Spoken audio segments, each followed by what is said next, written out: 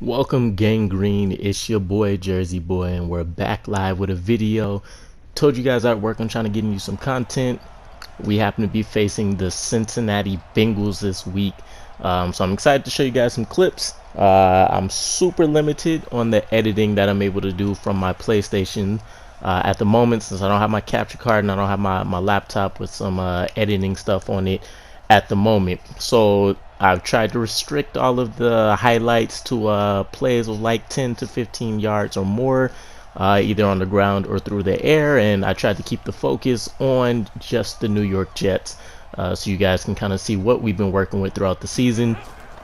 On the very first play, though, we did get a really nice stop from our defense here, and I believe that is the rookie Ja'Kai Polite that flies in off the edge there. So you can see we have about 2,300 yards on the season and a terrible touchdown to interception ratio. So we have not been performing even adequately as an offense for the course of the season.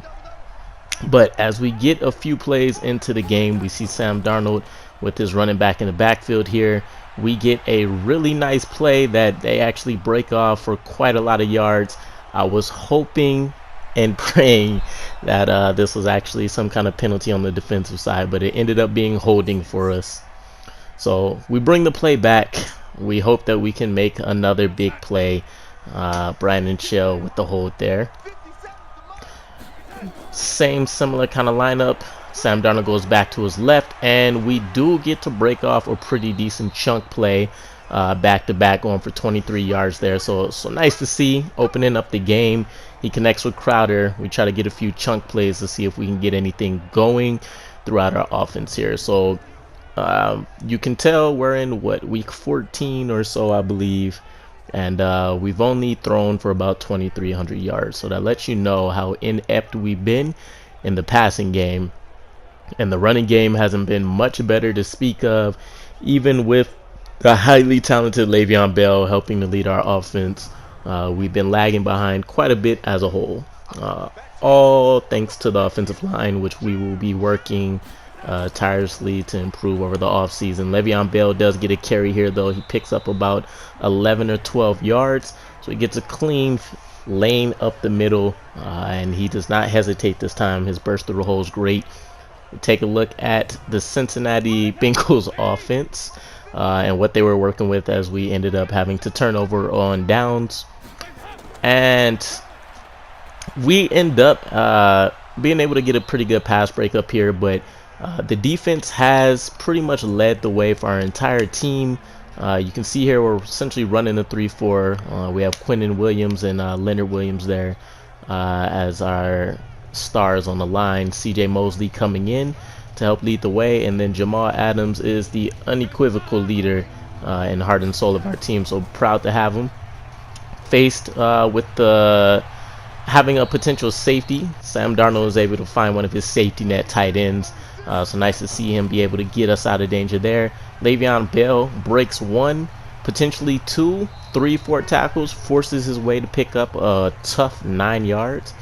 You can see our offensive line, the main cause of all of our offensive struggles. The only mainstay, hopefully, will be Cody Whitehair, and we'll surround him with some great talent over the course of the offseason. A lot of great players I've seen in scouting that I can't wait to potentially get my hands on. Le'Veon Bell gets the ball again, and he's only able to pick up a handful of yards. So I've been trying to do more running back by committee to limit any crazy injuries that he might get over the course of the season. Just due to the game plans, that has not been so effective.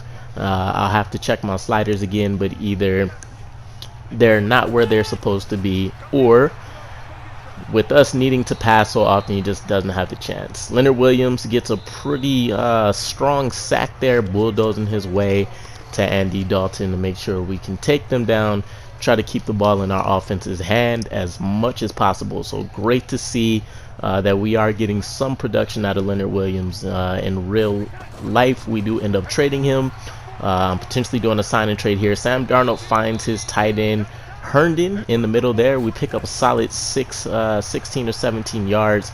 Same tactic. We're able to find another target in the middle to pick up some chunk yards, and once again we have a turnover on downs.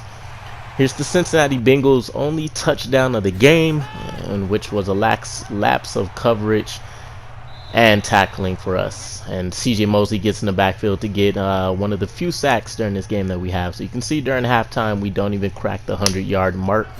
We are somehow averaging 4.4 yards per play due to our chunk plays, but outside of that, nothing spectacular. Le'Veon Bell there with another good rush. Sam Darnold launches back to fire, finds Bell streaking up the middle, pick up 13 or 14 yards. Again, turnover on down. It's been really hard to find reliable targets for us as Jamal Adams cracks the receiver, and he's good for at least 1 or 2 fumbles a game, guaranteed 1 at the minimum. His streak for this season is pretty crazy. Give me some tips or from your guys' personal experience if you've been playing as well, if it's worth keeping these superstar traits on and things like that. Jamal Adams laying the hammer again, and this ends up really helping us out with stopping them for potentially another scoring drive. But I'd love to hear your guys' thoughts on if it's skewing the gameplay with the amount of sacks that some of these players and forced fumbles are racking up, or if it is a proficient part of the game that you guys would like to see stay. Sam Darnold finds one of our tight ends in the middle who's able to do some great run after the catch skills to pick up some chunk yards. We break a tackle here, and we have another tight end that's able to help us secure a first down, leading to what should have been a field goal to help put us up for the game and give us a game-winning victory. Le'Veon Bell doing his best to try to keep us in the game and win in overtime against the Bengals here. Sam Darnold launches back, finds a beautiful tosses a beautiful ball to find a target in the middle. We line up to get another great chance at a field goal, and we shank it. So we have problems all over, from special teams to our offensive. Jamal Adams trying to see if he can secure another turnover for us. And then we have Ja'Kai Polite again, I believe it was, that was able to get a stop for a loss. And the cherry on top, the Bengals do end up taking the victory here. And as we take a look at the stats, we go for less than 200 yards. Andy Dalton puts up a touchdown, 233. You can see we end up taking 11 sacks over the course of the game. Ridiculous. Almost as many as completions as he's had. Bell held under 80 on 21 attempts, and not much to speak of for anybody else on the team. Herndon gets quite a few receptions. He averages a decent 11.1 yards for the game for us. Nobody else of note there, but we do get much more involvement from the tight end as a whole throughout the course of this game. Top 3, we have Mosley, Mackenzie Alexander, and Perry Nickerson. Surprising enough not to see Adams there, but he affected the game pretty great. Mosley, Polite, and Williams getting in the backfield there. Quite a few other people. Williams picking up 2. We get 1 from Mosley, 1 from Copeland. No interceptions on the game. We did get some forced fumbles, as you guys got a chance to see. Jamal Adams securing 2 more for the season, and we were able to get a defensive touchdown on one of those fumbles as Mackenzie Alexander returns it for a score. Otherwise, our offense was held out for the game. Not a good look for us. The good news is, though, Leonard Williams did meet his goal, and so he gets his development superstar upgrade, which is great to see. We also get 4,000 experience for our defensive linemen. Our next one, we did end up not being able to beat the Bengals, so we end up losing out to that. But you know, anytime a team picks up about 11 sacks on your offense, it's almost guaranteed that you can write an L in your team's column for that week. So only a few more weeks of games to struggle through, and then we can really take a hammer to this line. It's probably highly likely we won't have any returnable players. Just to take a look at some of the scouting we've completed already, I haven't officially put together a big board, but I'll be releasing for the first time this season our official top big board. I'm imagining there's probably about 100 or so draftable players from what I've been able to review so far. And from what I know of the scouting, the overall ratings are much different from what we've been accustomed to. They've kind of gone back from the letter grades to giving a wide variance of what that can actually mean. In other words, an B+, for example, isn't exactly an 85 or an 86 to 89 range anymore. You might see like an 82 there. So Leonard Williams gets an upgrade along with his development trait boost, which is great to see. So we'll continue to increase this power rush, which gives us +1 there, as well as strength and some other great traits. And as we take a look at his stats, he isn't half bad. He just hasn't really produced for us for the season.